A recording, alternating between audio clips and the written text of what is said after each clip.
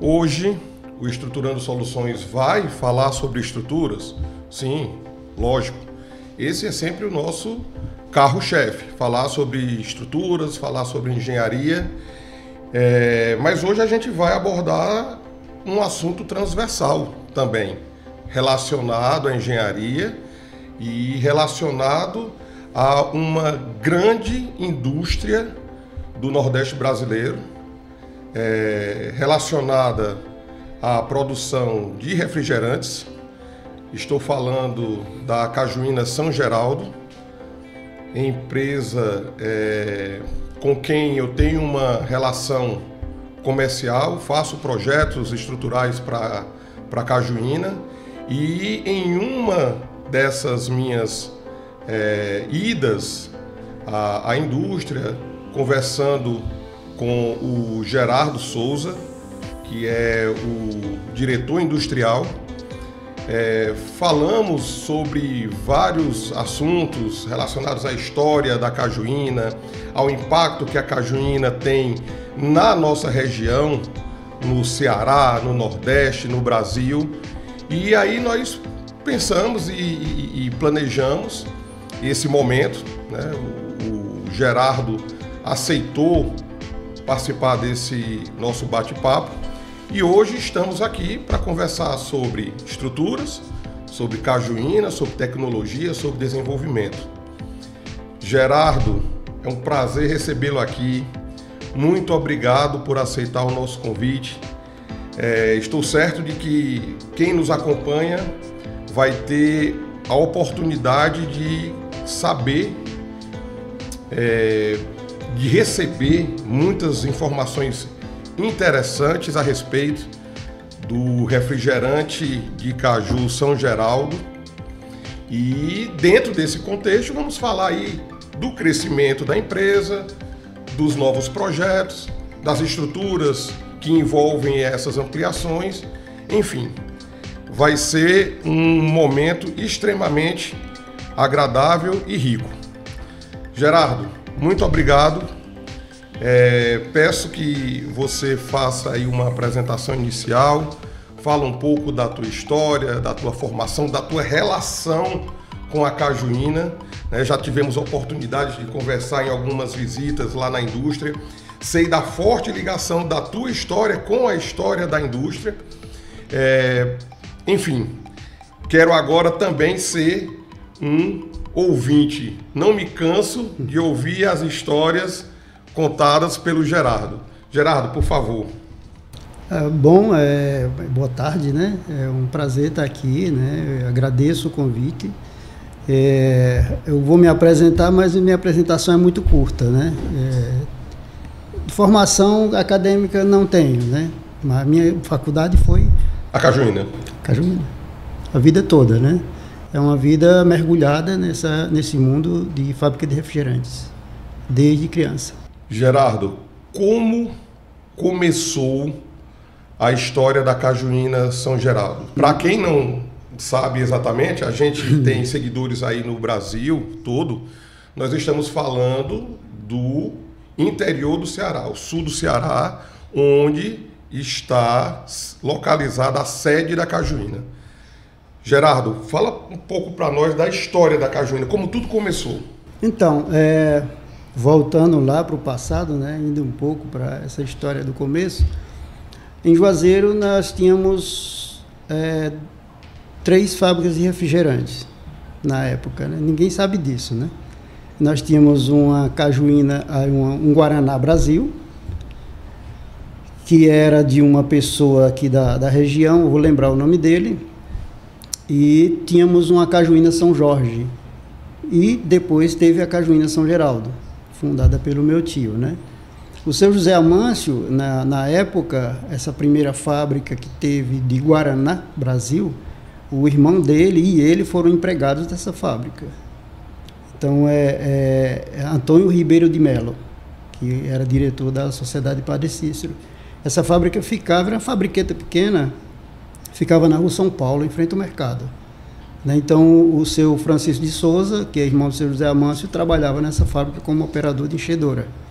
Tem até uma foto bem antiga, né, que eu já lhe mostrei, E nessa época, o meu tio, José Amâncio, resolveu se retirar para São Paulo atrás de emprego, né? Como todo nordestino, né? Isso em que ano, Gerardo? 1900 e? Anos 60. Não sei exatamente o ano, mas década de 60 do século passado. Década de 60. E ele chegando em São Paulo, ele viu que aquilo não era para ele. Quando ele saiu daqui, ele era empregado de uma fabriquetazinha junto dessa fábrica de Guaraná, que fabricava só aguardente. Aguardente e vinagres, bebidas alcoólicas. E ele foi embora para São Paulo porque o dono dessa fábrica ia fechar essa fábrica. Já estava velho, né? Não queria mais ficar com a fábrica, e ele foi embora para São Paulo. Só que quando ele chegou lá, que ele viu que a realidade de São Paulo não era a realidade que ele queria. Jovem, 20 e poucos anos de idade. Retornou. Quando ele retornou, ele voltou para o patrão dele, esse patrão dele, e pediu para ele para ficar com a fábrica de aguardente ativa. E quando ele fosse apurando o dinheiro, ele ia pagando tudo que estava lá dentro, litros de vidro, tinas, tonéis. E ele começou a fazer isso sozinho, né? O patrão dele já não queria mais estar na fábrica. Ele terminou pagando tudo que ele precisava durante alguns anos. Só que a mãe dele não gostava dessa coisa dele fazer aguardente. E queria que ele inventasse alguma coisa, descobrisse alguma coisa que pudesse ganhar dinheiro com isso, só que não fizesse mal para as pessoas. Aí ele pediu a essa outra fábrica de Seu Antônio Ribeiro, onde o irmão dele trabalhava, ele pediu uma enchedora emprestada, né, para botar na fábrica dele, e começou a envasar Guaraná, em garrafas de 600 ml, garrafa de 290, só que ele queria o produto dele, ele não queria envasar Guaraná. Aí ele começou a fazer as misturas, né, um pouquinho disso, um pouquinho daquilo, dentro do Guaraná, e ele acabou descobrindo um sabor que é o que está até hoje. É mesmo? É a mesma receita? A mesma receita, há 65 anos atrás a gente faz ela do mesmo jeito. E a coisa começou uma venda pequena, né? Aí tem até uma história interessante, né? Que é um marketing barato que ele fez. Na região tinha uma tradição que tem até hoje da renovação, né? Sim. Que foi uma invenção do Padre Cícero, né? E era a renovação do coração de Jesus. E nessas renovações servia aluá, que era uma bebida fermentada de casca de abacaxi.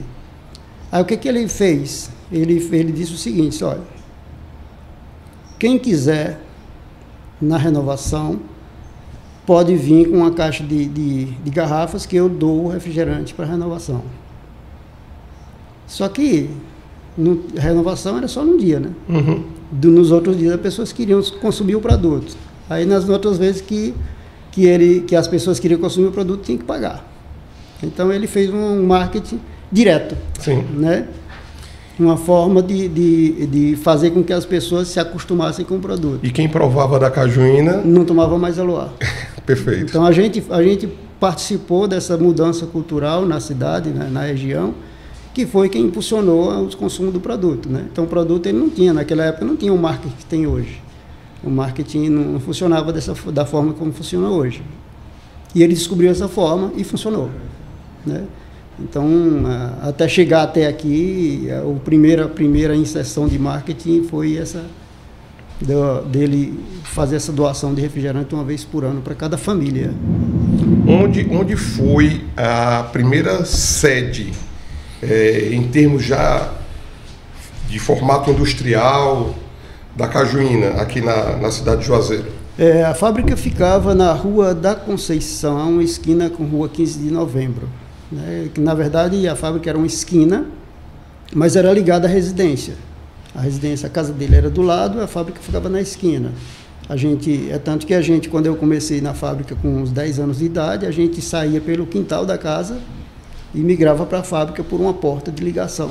Uhum. Então todo mundo que queria trabalhar na fábrica, ajudar em alguma coisa, já saía pelos fundos do quintal e ia para dentro da fábrica. Essa fábrica, lá na Rua da Conceição, eu lembro bem porque eu estudei em um colégio lá próximo, Colégio Paraíso, fica ainda na Rua da Conceição, e na semana do estudante, estava sempre na programação uma visita à fábrica da Cajuína. Nós éramos recebidos lá, ouvíamos um pouco da história da Cajuína e tínhamos ali um momento de degustação. Então isso certamente está na minha memória e na memória de toda essa geração, né? Ali na década de 80. Né? Sim. A fábrica ficou naquela região até os anos 87, né? Que 87 foi quando a gente passou para essa nova unidade. Pois é, então, eu me lembro bem. Se falando de memória, né, o nosso produto, tanto quanto outros produtos regionais, tem aquela coisa da memória afetiva. Então, hoje, os netos das pessoas que tomaram o nosso produto lá no passado ainda tomam o produto hoje por conta da memória afetiva. E, assim, a participação da Cajuína na história do sul do Ceará, notadamente na região do Cariri, é enorme. Não é assim, não tem como você falar de alguém que viveu aqui nessa região e que vive nessa região que não faça referência à Cajuína São Geraldo. Eu às vezes até brinco, e já falei inclusive contigo, Gerardo, a respeito disso, de dizer, pessoal, a gente não sabe bem qual é o segredo, e é um segredo antigo, como vocês ouviram aqui, da década de 50, 60 do século passado, mas é uma mistura realmente muito saborosa. Quem já provou da Cajuína sabe disso. E olha como é interessante. Nós todos aqui, né, da região do sul do Ceará, eu nasci em Brasília, mas a minha família é daqui, da região do Ceará, do sul do Ceará, e aí nós temos parentes morando em outros estados, amigos morando em outros países. Sim. E, gente, é unânime. Sempre que a gente vai visitar um parente, um amigo, seja no Brasil ou fora dele, o pessoal diz, olha, traz para mim aí algumas cajuínas. Não é assim, Gerardo? É assim. E a gente, no plano de expansão futuro da empresa, né, a gente está vendo muito isso. Todo lugar que tem nordestino é um potencial consumidor. Então no mundo todo. Onde tem nordestino... Onde a gente chega, né, e as pessoas, Cajuína, Juazeiro e tal, eu conheço meu avô, meu tio, meu pai, né, então eles sempre lembram um pouco dos antepassados deles, né, por conta do consumo do produto. Gerardo, vocês passaram para a nova planta, para a nova fábrica em 1987, sim. Não é isso? Sim. E de lá para cá, muitas reformas, muitas ampliações.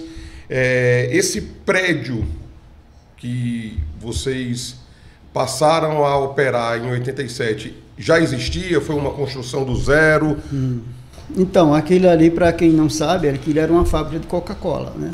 Da época dos anos 50, 60, eu acho que até os anos 70. E essa fábrica de Coca-Cola foi abandonada pelo grupo, mais ou menos nessa época dos anos 60, final dos anos 60 para 70, e a fábrica foi toda destruída, né? Não restou nada. A gente, quando a gente arrematou isso em leilão, esse local, só tinha algumas paredes em pé.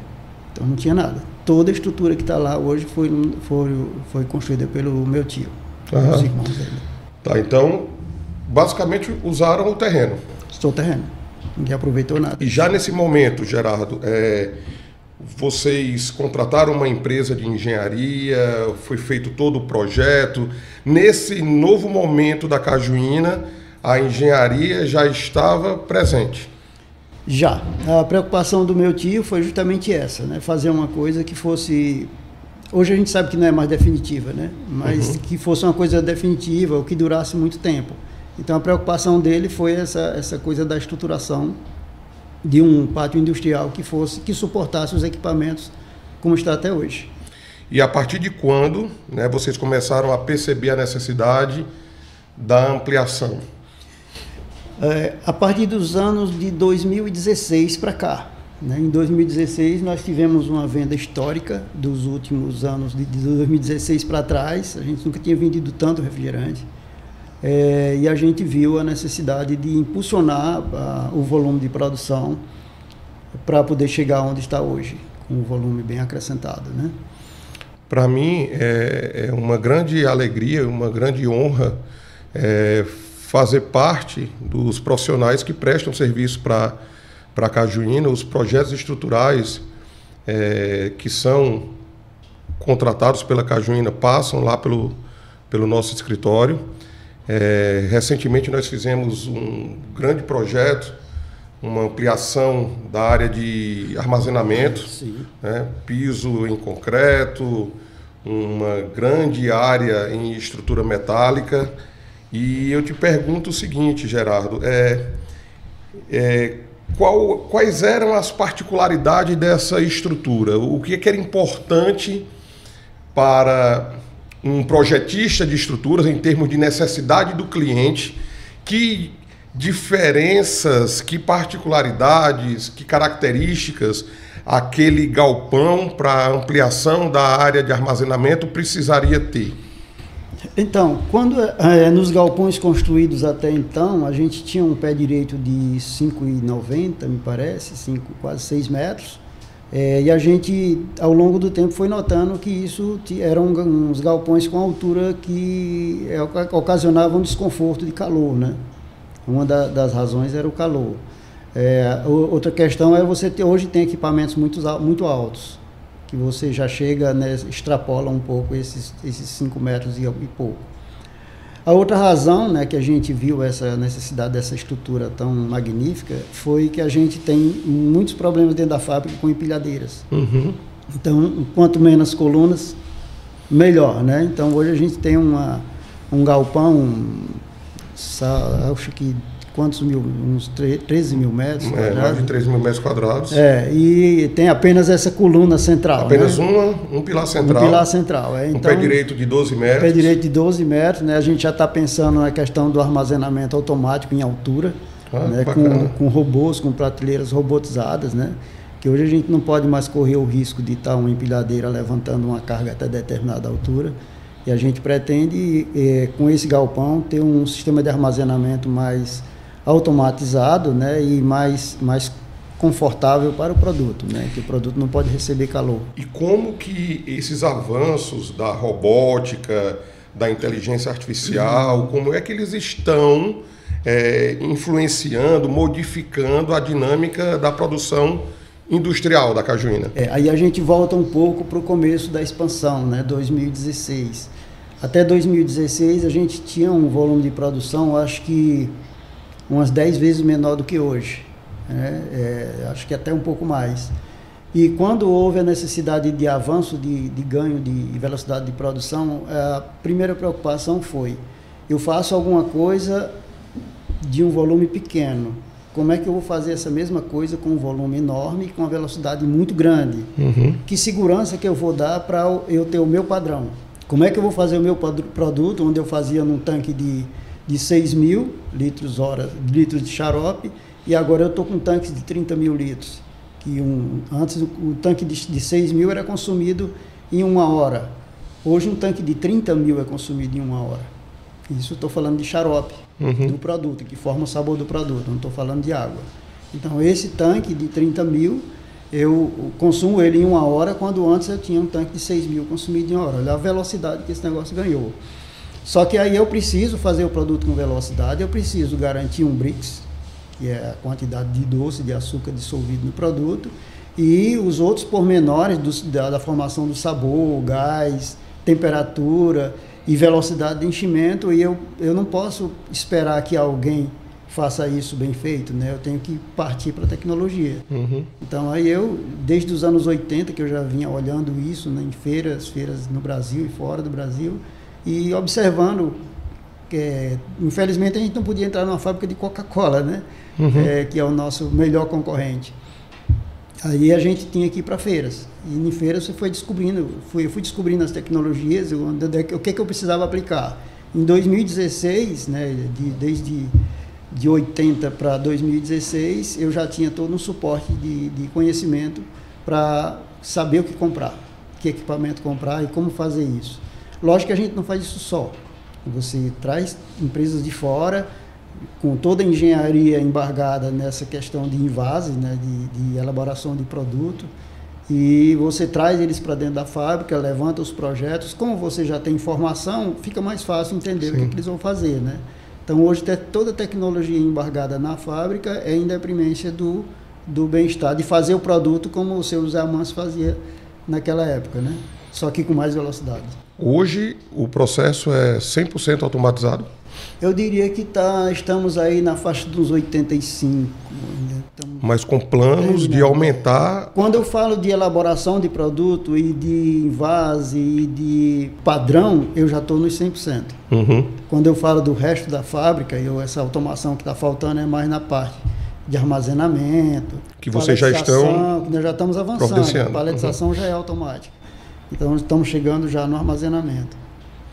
O nível, né, de tecnologia que eu observei na visita que eu fiz na Cajuína, porque eu tenho aquelas visitas técnicas voltadas ao desenvolvimento de um projeto e recentemente eu tive a alegria de fazer uma visita, de ter a oportunidade de fazer uma visita guiada, né, acompanhado pelo Gerardo.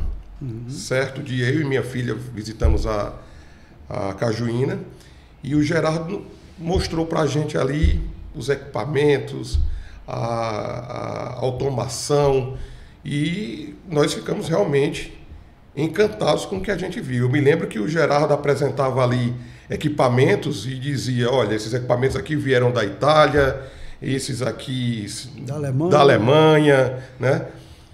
Um nível de automação, dispositivos que, assim, eu acho que a gente não encontra em qualquer fábrica. Não. Né? Inclusive, você chegou a me dizer que, Paulo, existem grandes fábricas de refrigerantes que não têm ainda a tecnologia que nós já dispomos. É isso. A gente hoje, abaixo dos grandes, né? Existem dois grandes, e um deles é a Coca-Cola, a gente não pode deixar de dizer, né? Abaixo disso aí, só nós estamos nessa situação hoje. Então, de fábrica pequena, se é que é pequena ainda, né? A gente só tem nós com esse aparato tecnológico de fábrica nesse nível.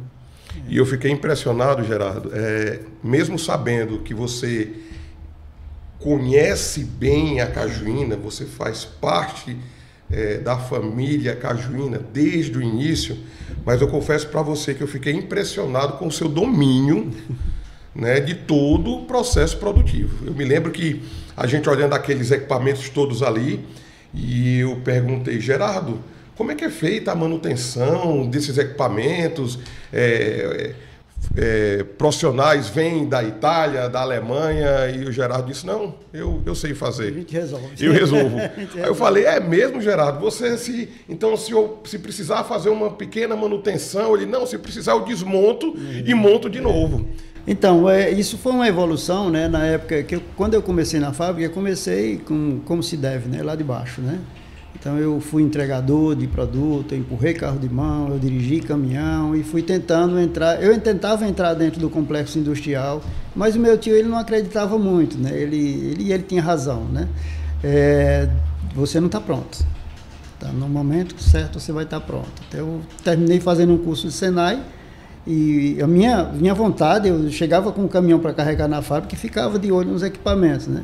Aí quando foi um dia que eu tive a oportunidade de mostrar para ele o que eu sabia, e em 2 inserções que eu fiz com ele, em 2 dias diferentes, ele me tirou do caminhão e disse, agora você vai para dentro da fábrica. Só que aí ele tinha uma coisa, ele dizia, olha, vamos comprar equipamento, tecnologia te vira, aprende. E eu tinha que aprender. E aprendeu. Tive que aprender. Então, a minha escola, por isso que eu digo, a minha escola foi a fábrica, né? É a oportunidade que eu tive de estar no chão de fábrica e correr atrás das informações. Nessa época nós não tínhamos o aparato tecnológico de internet que tem hoje. Você vai no YouTube, vai em qualquer lugar e encontra toda a informação. Sim. Hoje é muito fácil, né? Quer dizer, é fácil para quem quer. Nem todos querem, né? No meu tempo eu não tinha isso. Era ler, aprender um pouco de inglês, um pouco de alemão, ler os equipamentos que vinham tudo de fora. É verdade. Né? E a gente tinha que arranhar o inglês, eu tive que aprender diagramas elétricos, eletrônicos, CLPs, automação, sozinho. Hoje aí eu digo o seguinte, hoje na nossa manutenção, nós temos um dos melhores plantéis de automação de manutenção na fábrica. Nós temos um aparato de técnicos, de mecânicos, eletricistas, que hoje é nível grande. Eu falei uma vez para ti, lá nas nossas conversas, que assim, eu acho muito importante que os habitantes da região do Cariri, do Ceará, do Nordeste, saibam dessa história da cajuína, sabe? O sabor já é conhecido, né? O sabor já é admirado, enfim, esse reconhecimento certamente vocês já têm, mas eu acho importante, Gerardo, que essa divulgação também da história da cajuína, inclusive, de repente, você me falou que já existem esses planos também, um museu, né, contando a história da cajuína, porque a cajuína é um patrimônio do Ceará. Do Nordeste brasileiro. Hoje sim. Então, essa ideia do museu nós já temos, né? Estamos já nos estudos iniciais do nosso museu orgânico e ainda não começamos nenhuma ação sobre isso, mas já estamos nos estudos, né? Então, a ideia é realmente fazer que o público nosso, principalmente o nosso, né? Os visitantes são bem aceitos de todas as regiões do Brasil, mas o nosso local, as pessoas têm que conhecer o que eles têm aqui. Sim, verdade. Isso é um patrimônio daqui, né? E outra coisa, falando de tecnologia, a cajuína hoje é um celeiro de bons profissionais. Então, hoje, todo mundo da região que tem alguma indústria, que tem algum avanço tecnológico, fica de olho no quem está na cajuína. Uhum. Então, o cara que passa pela nossa empresa hoje tem as outras empresas têm uma visão diferenciada. Esse cara trabalhou na cajuína, ele é bom. Porque para fazer o que eles estão fazendo lá, com a tecnologia que tem, esse cara deve ser muito bom. Então, geralmente, eles saem da fábrica, quando saem, né, rápido, eles se colocam. E eu posso comprovar isso, não como alguém que trabalha para a cajuína, mas alguém que presta serviço para a cajuína. Nesses trabalhos que a gente vem fazendo recentemente, são trabalhos sempre utilizando plataforma BIM, projetos compatibilizados com outras disciplinas, com os arquitetos. Eles armazenam, guardam todas as informações a nível de arquivos em extensão IFC, já pensando em futuras ampliações. Né?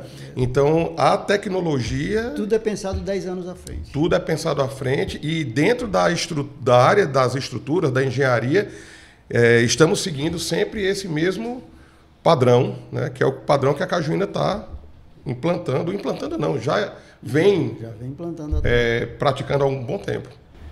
Então, nesse aparato tecnologia, né, a gente hoje está com essa ideia de avanço, né, de evolução, mas tem um dado muito interessante aí, né? Por exemplo, o nosso pessoal de xaroparia, nossos funcionários de xaroparia, todos eles têm mais de 20 anos de empresa. E a maioria deles é pessoas que têm apenas o 2º grau. Então, quando a gente colocou todo esse aparato tecnológico, nós trouxemos pessoas de fora, das empresas que montaram os projetos, e demos todo o treinamento. Uhum. Então, o cara que veio de lá de um sítio, o vizinho, que está trabalhando trabalhava na xaroparia sem tecnologia, hoje ele está continua trabalhando lá. Ele só foi aprimorado o conhecimento dele, aprender a lidar com o IHM, saber o que é que tem que fazer lá para fazer a programação e configuração dos equipamentos, mas é o mesmo cara que trabalhava 15, 20 anos atrás. Perfeito. Ele só foi aprimorado, né? E outro dado interessante, falando de tecnologia, nós já temos os equipamentos que nós estamos comprando ultimamente, todos os equipamentos já são plugados direto com os fabricantes das máquinas lá na Itália, na Alemanha. Então, quando tem algum problema mais sério de programação, de configuração, os caras entram via internet, mandam soltar o equipamento e eles monitoram... Acesso remoto. Acesso remoto todo de lá. Perfeito. Gerardo, eu estou atualmente também trabalhando lá com vocês no projeto de uma estação de tratamento, né? Uma nova estação de tratamento de efluentes. Dentro desse mesmo contexto, toda a engenharia de estruturas bem pensada, projetada, em contato com grandes fornecedores internacionais, inclusive, né? E eu aproveito esse contexto para manter ainda o assunto na engenharia, mas saindo um pouco da área de estruturas, né? Eu percebo esse cuidado que vocês têm com os rejeitos, né? Como é que vocês têm trabalhado isso? Então, nesse quesito, né, a gente, quando foi comprar esse projeto, a gente fica sempre pensando o que é que nós vamos fazer bem feito e com velocidade e com segurança, né? Então, essa estação, a gente comprou esse projeto e essa estação veio com todos os aparatos tecnológicos de automação. Então, o cara que fica lá na estação vai ter 2 operadores na estação 24 horas, só que tudo é automático. Tem sensores por todo canto, o esgoto chega lá na estação, o esgoto é analisado por sensores, e esse sensor vai destinar esse esgoto para tanque A ou tanque B, de acordo com os DQOs que vêm lá no esgoto, né? Ele é monitorado a cada segundo, né? Para fazer todas as abertura, fechamento de registro, acionamento de bombas, aeração, para os tanques de micro-organismos, tudo de forma automática. Então, porque a gente não pode correr um risco de economizar alguns milhões de reais porque achar que isso vai ser benéfico. Não vai. Verdade. A gente tem que querer que o ser humano que faça o trabalho dele de operação, ele tenha o aparato tecnológico para dar suporte para ele. Verdade. Senão você não pode jogar a responsabilidade nossa, toda a nossa responsabilidade, na mão de uma pessoa que não vai ter como manipular isso de uma forma segura, né? E em termos de expansão, eu falo de expansão realmente da planta, da indústria. Tem algo que você possa falar para a gente? Quais são os planos futuros? Então, nós estamos agora... houve uma história bem interessante, né? Que no passado a gente tinha alguns sabores. Nós tínhamos a cola, tínhamos o limão, tinha a uva e tinha a laranja. E ao longo do tempo, onde a cajuína, o nosso sabor principal, foi tomando o corpo, a gente, como não tinha como investir em equipamento, a gente começou a tirar esses sabores. Para sobrar espaço de linha para o sabor principal, que era o nosso produto. Terminou que ela lotou 100% da fábrica, né? Mas agora nós estamos retornando já com a laranja, né? A laranja que está muito boa, foi lançada há quase 1 mês e meio, mas já está um sucesso absoluto. Nós temos aí ainda sabores de uva para lançar, talvez a cola, estamos pensando nisso aí, né? E lá no futuro a gente está pensando no energético. Uma coisa boa. Né? Então, isso é para a nossa região, né? Isso não é nosso, né? Recentemente, uma nova embalagem, está com quanto tempo? A lata, na verdade, essa lata ela já foi lançada de uma forma experimental há 10 anos atrás. Só que na época, a gente fez em vase fora, que foi outra característica que a gente queria provar que podia fazer o produto em qualquer lugar, né? E hoje a gente sabe que pode. E fizemos uma regressão, paramos um pouco, mas agora nós temos uma linha própria de latas, né? E a embalagem em lata é uma embalagem elitizada, ela entra em qualquer lugar. Então, hoje, depois da lata, a gente teve uma repercussão muito grande, muito forte aí no mercado, de entrar com embalagem que é sustentável, né? Uma embalagem com reciclagem de 100%, e agora a gente pode entrar em qualquer lugar. É uma embalagem elitizada, e tem alguns comentários que as pessoas fazem, não relacionado unicamente à cajuína, mas de uma forma geral. Às vezes eu escuto alguém dizer o seguinte: poxa, nada como tomar um refrigerante em uma garrafa de vidro, né? Isso é real? Há uma interferência no sabor? Ou a embalagem é inerte? Não é completamente inerte? O que é que acontece? Alguma reação? Tem sim. Então, no processo de enchimento, a gente tem... o refrigerante ele é elaborado para ser envasado a 4 graus. Né? Isso é praxe para todo mundo, para todos os refrigerantes que você puder conhecer. Então, o comportamento da embalagem, né? Hoje a melhor embalagem para o refrigerante é o vidro. Isso é incontestável, né? Por quê? O vidro ele não tem microfuros em parede. O PET tem. Uhum. O choque térmico que o vidro ocasiona no enchimento do produto é menor do que no PET. Isso interfere no sabor? Interfere no sabor diretamente. Né? Então, quando o pessoal diz que prefere na garrafa, aquilo não é coisa da cabeça deles, não? Não. Ela vai ter um sabor melhor, ela vai ter mais gás, ela tem um gás mais preservado. A pareia do vidro é a lata. Então, a lata é uma embalagem hermética, fechada, bem fechada, não recebe luz, é outra particularidade, Sim. que é uma vantagem sobre o vidro, né? Que você sabe que a luz artificial e a luz natural, ela degrada o produto, ela faz com que o produto se oxide e mude de sabor. Uhum. Na lata isso não acontece. Até porque o produto dentro da lata, nem luz ele recebe. Uhum. Então ele está fechado ali dentro de um invólucro, foi desde que tenha sido bem feito e é bem feito, né? Eu vi lá a preocupação de vocês então com a qualidade. Você tem uma ideia, a gente não... nosso controle de qualidade é bem rigoroso. Né? O produto só sai dentro da fábrica se estiver perfeito. Se tiver qualquer problema, a gente descarta dentro da fábrica. Prefere perder um lote de produção inteiro do que mandar produto para fora que não tenha dentro dos padrões estabelecidos. Então a embalagem em lata começou realmente a ser produzida e comercializada ano passado. Está com 2 anos. 2 anos. 2 anos. De lá para cá, aceitação, crescimento... Hoje já é o 3º maior volume de venda. Então a gente tinha 2 litros e 1 litro e 200 ml.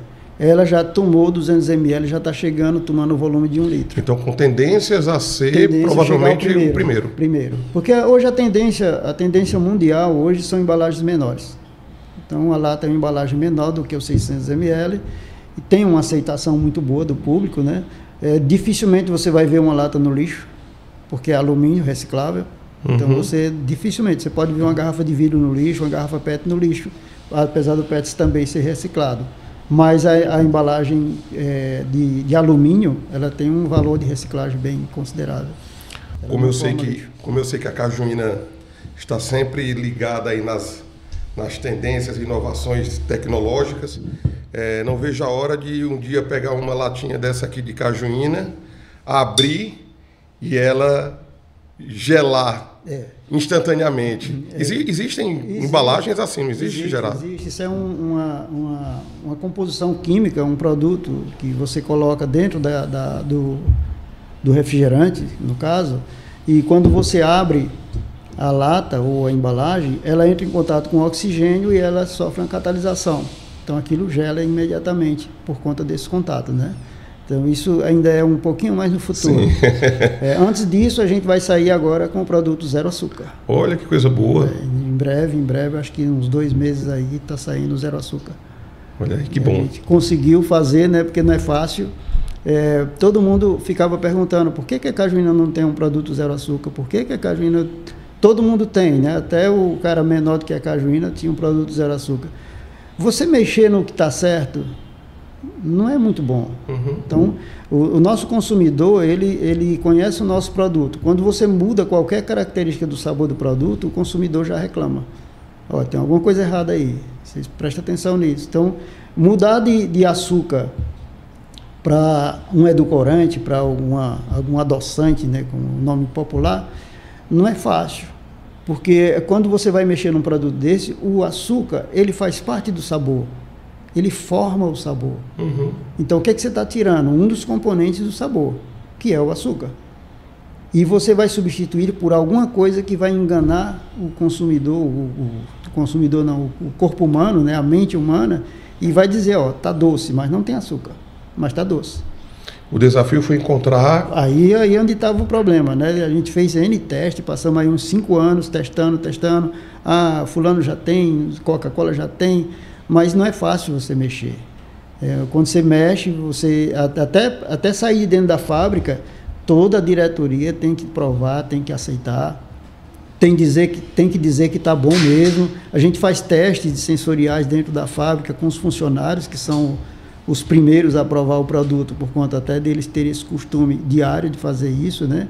Então, quando dá uma aceitação acima de 90%, a gente consegue mudar esse produto e consegue, como a gente conseguiu fazer isso agora, né? Os testes também são feitos acelerações durante tempo, né? A gente tem umas câmaras de testes que faz uma aceleração do tempo. Então, a gente, num mês, a gente tem resposta de 1 ano e você consegue ver se esse produto tem estabilidade. Porque não é só fazer, tem que ter estabilidade.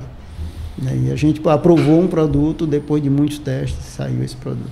Então, assim, boas notícias, a família está aumentando. Está aumentando. E seria bom a gente passar também, ou vai ser bom, vai depender da tua resposta aqui, a gente passar boas notícias também para o pessoal que mora lá no sul, no sudeste, que para às vezes conseguir uma cajuína tem que ir naquele supermercado específico que vende produtos nordestinos e tal, né?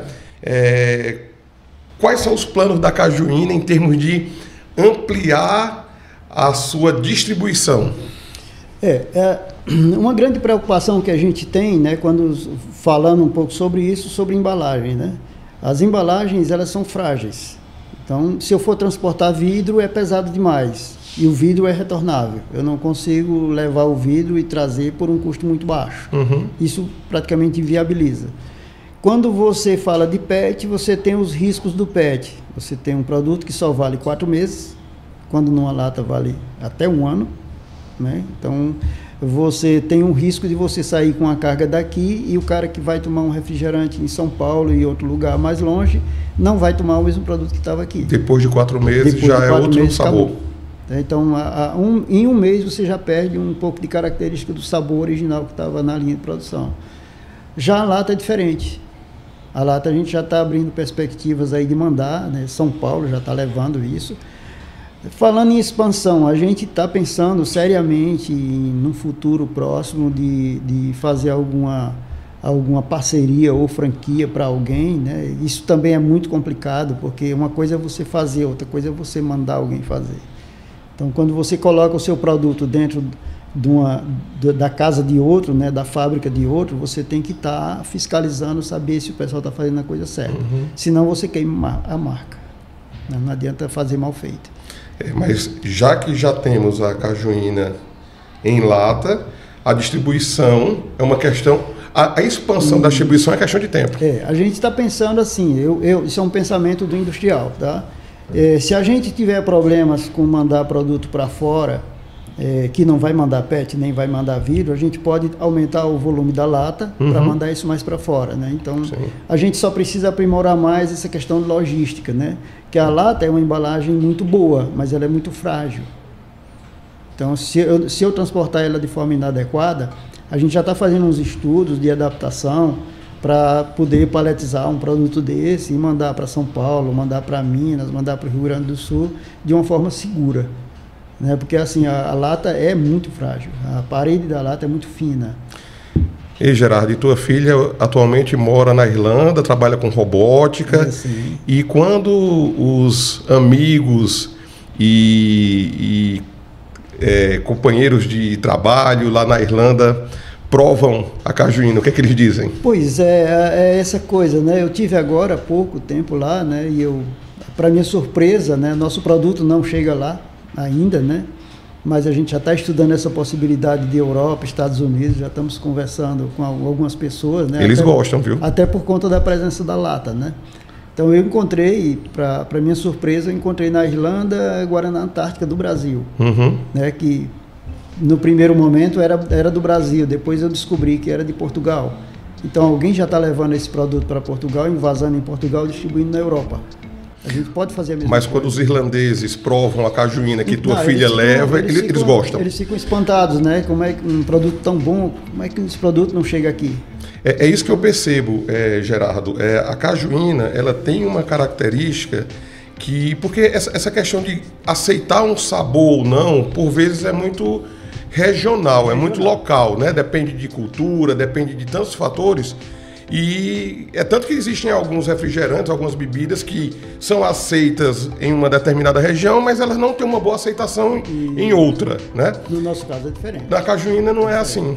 É diferente. Então, essa é uma observação que nós já estamos vendo, né? De que esse produto pode ir para qualquer lugar. Pode. Então, existe já algumas intenções, né, inclusive de ir lá para fora do Brasil, por conta disso, né? Do Cariri para o mundo. Do Cariri para o mundo. Então a gente já está olhando isso com um pouco mais de atenção, né? Que o pessoal tanto já está vendo a abordagem de fora para dentro, como a gente também já está interesses lá. Já está vendo, já está vendo interesses de fora, já dos Estados Unidos e Europa.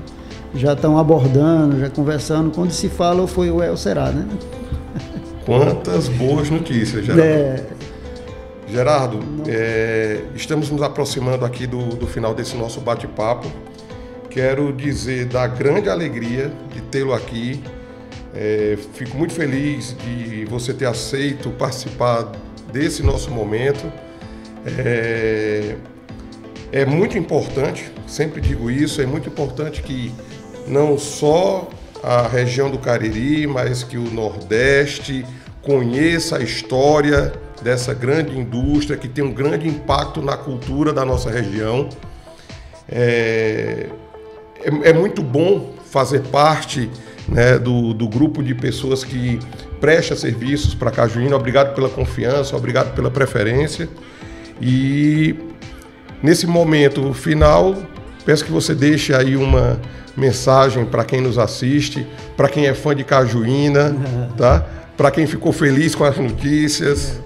Então, um pouco antes da minha fala final, né, eu quero assim só enfatizar que hoje a empresa é uma empresa familiar, né?